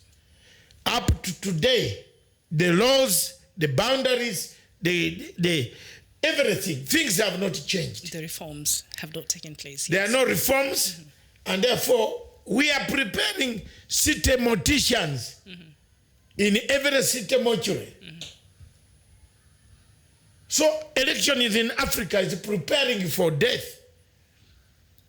If people cannot meet because there is no toilet, then you tell me you are going to campaign how? Where will you campaign? It's difficult. Yeah. All right.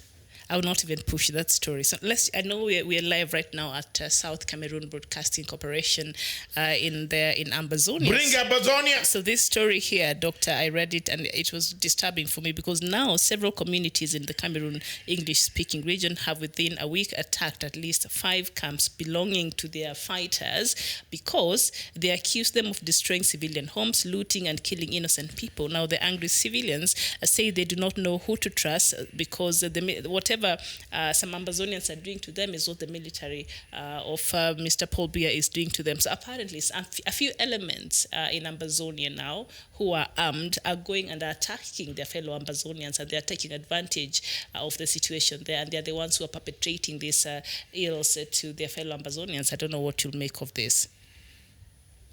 So now the community is rising against their own, who they feel are causing them harm, of course. And meanwhile, Cameroon has deployed troops to the rest of English-speaking regions to ensure security before and during the after next month's general election. A contingent of 350 security forces arrived in Bwer, headquarters of the Southwest region, Tuesday, and were due to be deployed in all 6 administrative divisions of the region. And that we know what that means. More army, more security forces there from Yaoundé. We know what that will mean for the people of Ambazonia. But the elements inside Ambazonia, who are the ones who are now alleged to be attacking their doctor? I don't know what, and I think you've talked about this before, that unity of purpose is very important should Ambazonians really want to achieve their goal of separating and having a referendum. So if they're the ones who are now being accused, within them a few elements of them of perpetrating these ills that the government itself has been doing to the people, they're the ones who are now part of this. I am confused. In a struggle, a freedom struggle, there are casualties. And especially when you are in rebel groups and fighting a government, be careful never to be mutilated into or cut to small units. What is happening with the Ambazonian liberation is that the white collar men who are seated in several capitals of Africa, very few see what is the truth on the ground. And if they are not careful, they will be consumed by factions. Factionalism is what kills liberation organizations. From the time of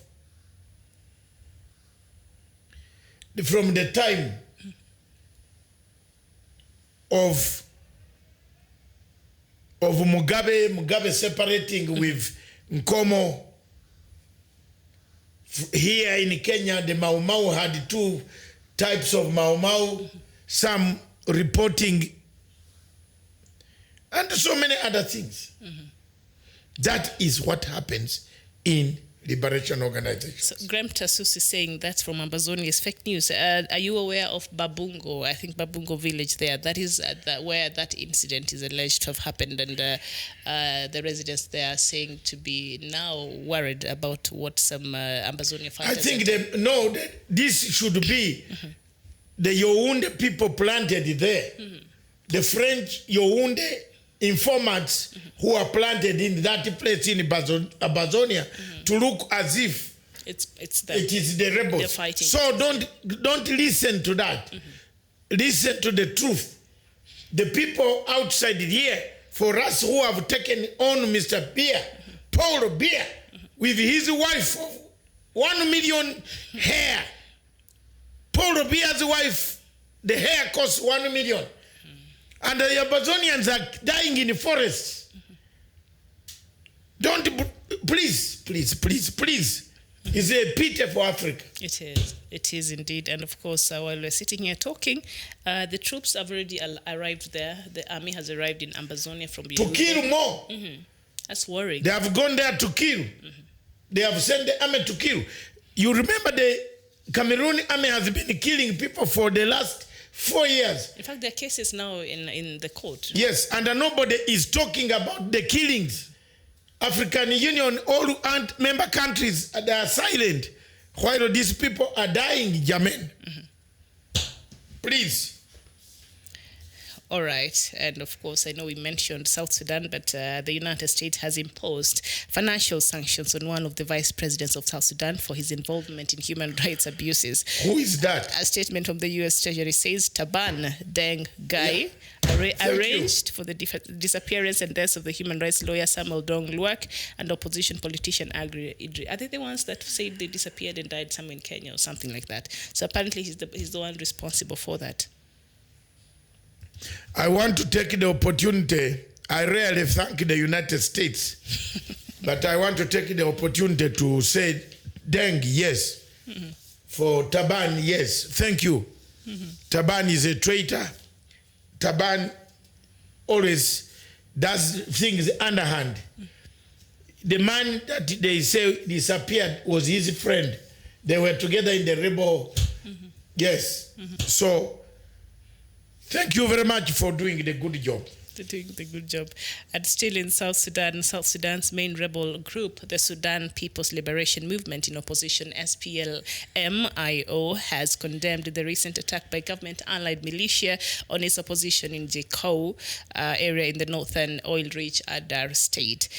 Kwok, both Baluang, SPLM-IO spokesperson, disclosed that the government allied troops under Major General James Ochan Paut, who last year defected from SPLA-IO, attacked their position, hence violating a ceasefire deal which was signed by warring parties in September 2018 in Ethiopia. There is nothing there.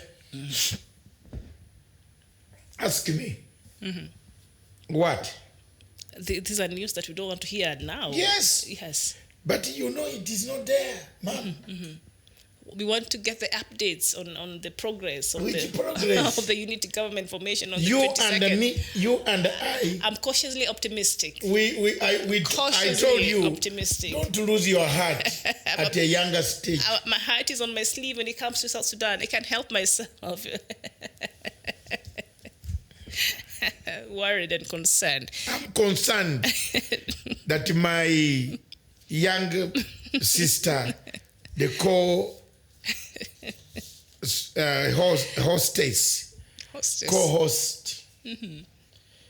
is going to lose his heart because of South Sudan. There is nothing there. So 22nd is just another date. Is 22nd when? February next month. Is it finito? Finito. You see they have started. That's it. Because the process was not properly done. I told you, the entire peace process arrangement of South Sudan peace was not done properly. It will end up in disaster. I hope God forbid. Thank you. All right, and the Turkish President Recep Tayyip Erdogan and his Russian counterpart Vladimir Putin have called for a ceasefire to end the conflict in Libya. The two leaders are seen to back rival sides in a conflict dragging in an increasing number of states. And after talks in Istanbul, Mr. Erdogan and Mr. Putin said the ceasefire should come into force at midnight on Sunday. The call came amid a warning by German Foreign Minister Heiko Maas of a Syrian-style civil war in Libya.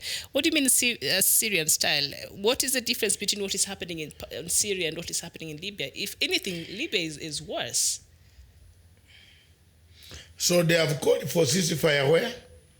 In Libya. Yeah, because here in Libya, the Russian president. Russia is supporting General Khalifa. And Turkey has come in to support Tripoli. Yes. But in Syria, Turkey and Russia are together on ISIS.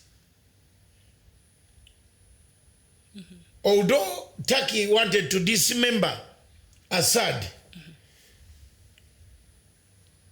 Russia stopped America from overthrowing Assad. Russia and Iran, I think. So finally, they took Russia's view of dismantling ISIS, because Russia has no mercy with ISIS. Kama unakupata, unakufa. There is no sentencing. America want to put you in jail and then take you to Montego Bay. Guantanamo Bay. Montego or Guantanamo. Guantanamo Bay. But yes. So that is the situation. That is the situation. And as we look at the situation over there, of course, during the missiles that were being fired to Iraq by Iran, in the process, during that timeline, it's not. We cannot say that that flight from Ukraine that hadn't crashed in Iran. It's not clear whether one of the missiles might have, brought it down. But there are some suspicion, and now Iran has said that we are not giving the black box to the US, where Boeing has been manufactured. I don't know. It's too much is happening in that region. Thank you very much. There is one clip that I wanted Stephen to play. Stephen, I sent you a clip production of the Namibian president, Hage Gay what? Yes. Like that. He told off the German foreign minister You can't listen to this. You will laugh. I want Africans to watch this clip. Stephen, can you put it on, please? It is on your WhatsApp. Very interesting. This is a German foreign minister going to Namibia to lecture to Namibian president about Chinese. So the Namibian president listened to him. Then he said, whenever you people from Western world come here, you tell us Africans, what about you Germans? We also fought you because you colonized us. Oh, it is a very interesting. He finished the minister was, the face became red, the lips were dry. He had no answers because he had gone to tell him, this is a private meeting, you are the president. So someone recorded it. The president allowed it. The president turned on the German foreign minister. And I remember Namibia and the German on land issues. They have an issue. Yes. Because as I mentioned here, as the record show in Namibia, 6% of the population, the white population, Germans and the white Boers from South Africa, they own 80% of the land. I told you. Not even just the Arab or whatever, 80% of the land in Namibia, 6% of the population. Mugabe was right. He was right, of course. Those who don't want Mugabe go and hang. But he finished the problem of Zimbabwe. Oh, the land matter, yes. Yeah. He's very right.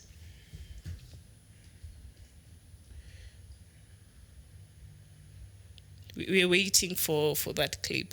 Whereas in Namibia, for example, the number of Chinese people living here in the meantime is 4 times as much as, for example, the German community. And so far, it's not precisely the same what takes place all over the world. There are differences. And what I'm... Mr. Speaker, yeah. What is your problem with that? Why does it become your problem? it looks like it's a more European problem than our problem. Yeah. You are so sorry for us. I don't see... Chinese will never come and play around here. As Germans not allowed to do that. Which Germans are doing, by the way. You talk about Chinese. We allow Germans to come offer visas here. Red carpet. Our people are harassed in Germany. Even diplomatic passport holders. In Germany. And you come in here, Germans come in here as they want. So why Chinese talk about Germans? How you are treating us there? Chinese don't treat us like that. Diplomatic passport. We're coming back from Geneva. These people were held up at the airport. Just now, last week, in Germany. We know what we will handle our own country. Don't be sorry for us. Absolutely, yeah. Yeah. Every time Westerner comes, it's about Chinese. What is the problem? Is Namibia having a problem of Chinese? Did you tell Namibians Chinese have overtaken Namibia? Not on my watch. I told Chinese ambassador, yeah, I'm not your puppet. It was in press everywhere. So please, respect us. That's all I would say. It shows disrespect. That we are children who are going to be cajoled by Chinese or so on. No. Chinese are coming in infrastructure all over Africa. And I saw in America, they are there. Who bailed Americans out from the financial crisis? Chinese money is there. So why small Namibia, who fought Germans, even Germans were fighting with you. You are tough people. Now Chinese will come and, after our sovereignty, come and decolonize us? You think so? Germans cannot succeed, even those Germans who are here. So please, at every European coming is about Chinese. And Chinese, we are dealing with them. Then Germany. They come in Germany, then America. France, they bought up France. So Namibia is not bought out yet. So please, as I said, I told Chinese, then we are not going to exchange any the old colonial or imperialism with new imperialism. We have to put it that way. Viewers, we want to end with that clip that you see, the Namibian president, Haig Geingob, telling off the Speaker of the National Assembly of Germany, who had gone there complaining about the Chinese. I think the president summarized it all. And I think the reason why this guy went there to complain, because recently Namibian president has said, you know what, he wants to become more masculine in the manner in which he wants to handle this land matter, because he's been very diplomatic, but he does not see a good response from the Germans and these white South Africans, the Boers. So I think this could have advised this move, but also I like when he stood up as an African and for the country. You can come here and tell us. Yes. who you're going to America borrows money at night from China. From China. It's bailed out from Chinese money. But when they see an African country going to China, they blacklist you. So thank you very much, the president of Namibia. Yeah, Africa. What?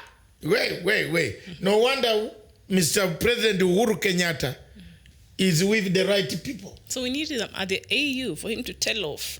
This one, yeah, he doesn't joke. To tell off the white. That's why President Uhuru Kenyatta, with that guy, Guinea Bissau Capro, the general, is a sharp talker from Guinea Bissau. And if you have several of these African heads of state, not those who talk, threaten, and beat their people at home, then when they come to AU, they sleep. All right, we've received that in the spirit. they come and sleep. Yeah. There, AU, this one of Namibia is always awake.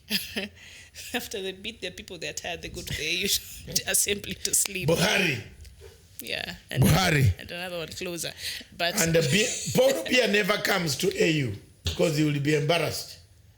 He sends that small prime minister.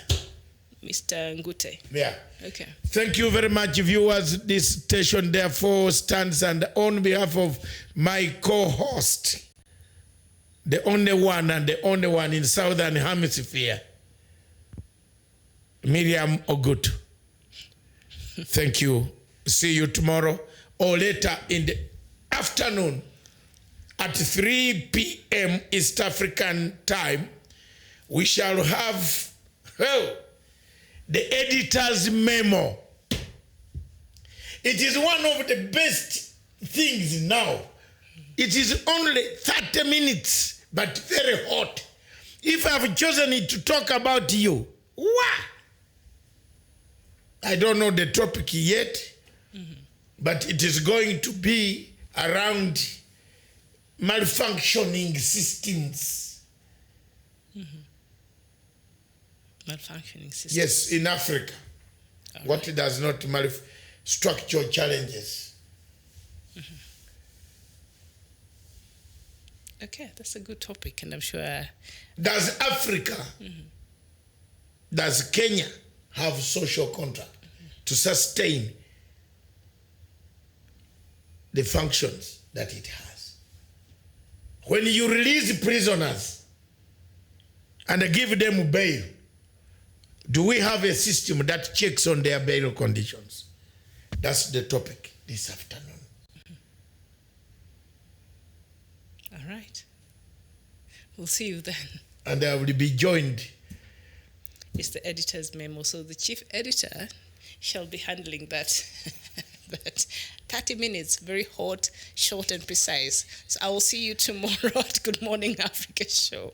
We agreed. Yesterday was so hot. So let's not. Miriam, yesterday it was hot. Too many cooks will spoil the broth. It's not necessary. We had 400 people per second yesterday. Yes, it was very good. It was hot. Yes. And it is about 20,000 views, almost, I don't know how many, about 15,000. It is hot because I spoke the truth. I spoke the truth. Mr. Miguna is on a passport which is Canadian. If there is anything that happens there, he's no longer a Kenyan, not there. He flew on a Canadian passport. It's not hurting him. He's telling the truth. because he also likes telling the truth. Let people say the truth about it. These court orders, you are wasting time. They will only function when they are here. At Jomo Kenyatta International Airport, JIKA. Jomo Kenyatta. Are you giving us a new airport? The one we have is so say it since you are here. JKIA. Exactly. Jomo Kenyatta International Airport. State of the art. The new one, grade one. It's absolutely Did great. you hear? Been there. It's good. The state of the art. Oguna says it's grade one. It is. Miguna says, what grade one? Miguna have some cocoa, hot cocoa will do you Cocoa? some No. Unfortunately, you know, the advocate. It's winter there, so hot advocate cocoa. Miguna does not drink. It's you should have there. gone to, there is a pub in Berlin, MM. He doesn't drink. It can take off all this stress. Hot cocoa does the same. So the lady from Siaya is saying get some hot game cocoa. From game is saying take cocoa. Hot cocoa. It's winter there. Hot cocoa. It's winter there. Yeah. So it's necessary. Yeah, there's a pub, I don't know which location you are in. Miguna says that if he has to go to the American embassy, to Kenyan embassy, because it can be done Khashoggi way. Yeah? But now everybody knows you have gone to that embassy. If you disappear, you announce it. That's why another person was writing to him that, can you keep quiet?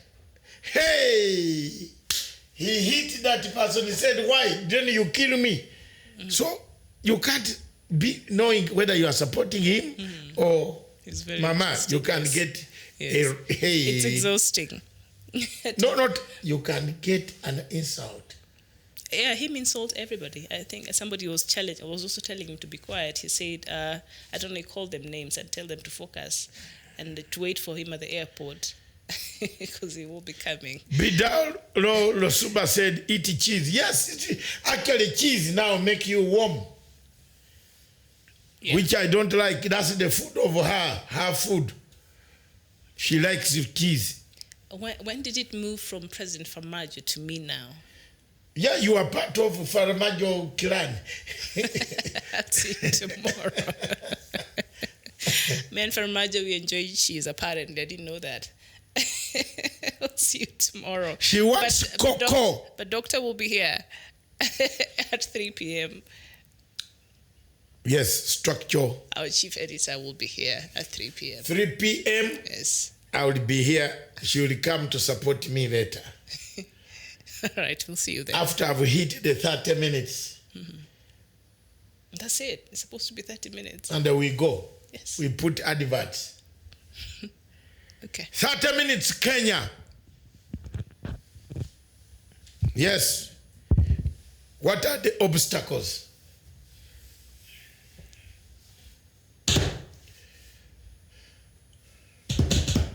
Very good.